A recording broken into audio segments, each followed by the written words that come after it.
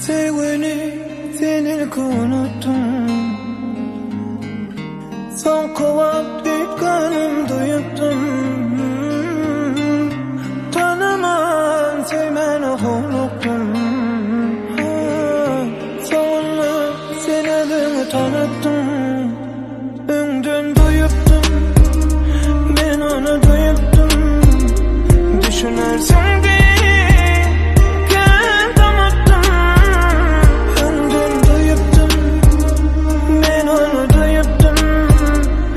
düşünürsün diye kendimi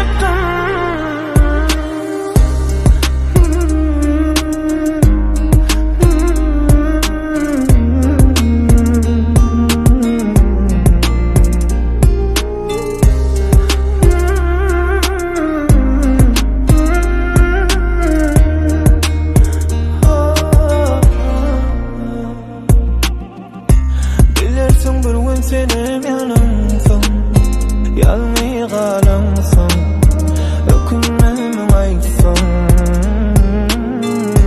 Gelirsin bilemeni sorapsın, senin soğansın, peydası bolmuşsun. Böyle saklamak gidiver, öz belenini yediver, yadımdan çıkarma bana zadi. Senin başına gelir sevgi, seni unuttum.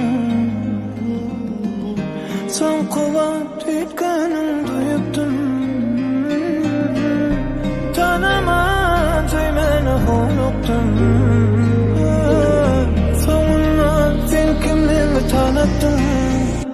Önden duyuttum, ben onu duyuttum. Düşünürsün diye